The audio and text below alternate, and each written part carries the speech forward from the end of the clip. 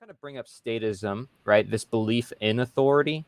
Um, would you say you come to understand statism over the years? Like, is there a certain how long, how many years did it take for you to finally say, okay, I'm done with? Because I know you've always been rebellion, right? You've always kind of questioned things, which is great and helped on your path and have different experiences. But how long would you say you were a statist or been following orders? And like, when was like the time you really woke up? You say the 70s or I always pretty much questioned authority. I mean, I remember this one time when I was working at EMS, and this one lieutenant says to me, like, and I asked him something, I forget what it was about. And he's like, why can't you, why do you always have to ask questions? He goes, and I was like, you're supposed to ask questions. Like, people don't know what psychological health is. And I think that that is really, really bad. It's not healthy to follow orders and to be an adult child all your life. I mean, when in the hell do people ever get raised? When do they ever get to be empowered? When do they ever get to self actualize? When does the cord ever get cut? All of these things are just in such a war with nature and how nature functions. And I just can't, like, I don't see how there's a way around suffering extraordinary consequences for not living in alignment with natural law for so long.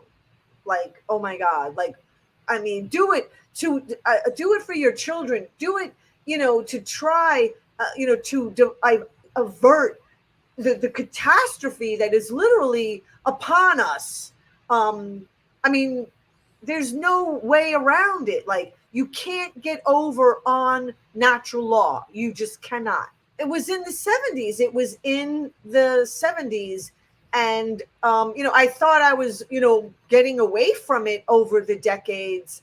But as the decades kind of kept going on and on, I mean, I left FDNY in 2000. I had an overwhelming feeling something big was going to happen. I never thought, something like 9/11, but I went upstate New York, in the town, it's called Rhinebeck, and a place called the Omega Institute for Holistic Studies.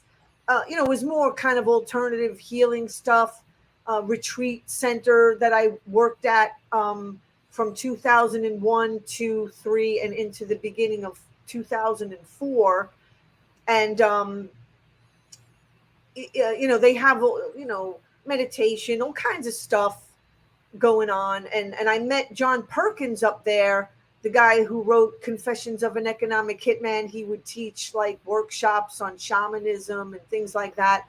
And I didn't know he was an economic hitman. I just thought he was like a guy teaching these classes on shamanism and stuff. Yeah, I get worked up, I got to tell you, cuz I mean, again, I'm going to be just honest. I have trauma.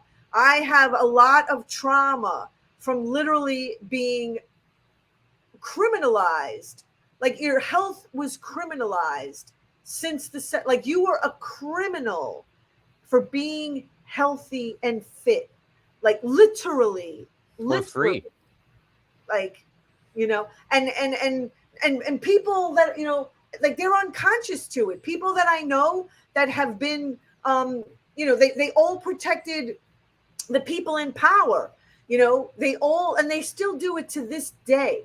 They're so unconsciously programmed, and they never snap out of it. It seems like there's the people who recognize that this system is a traumatic system and they're working on it and they're trying to expose it. And then there are those who just say, I'm fine. I'm not traumatized. I'm just a normal, I have no issue with any of it. Why do you ask questions about it? It's horrific. It's horrific. Life is a fitness test, and the level of fitness of people is going to get revealed. That's what's going to get revealed. Your, like, people's health and fitness in mind, body, and spirit is going to be revealed, and all the other superficial crap is just going to get burned away.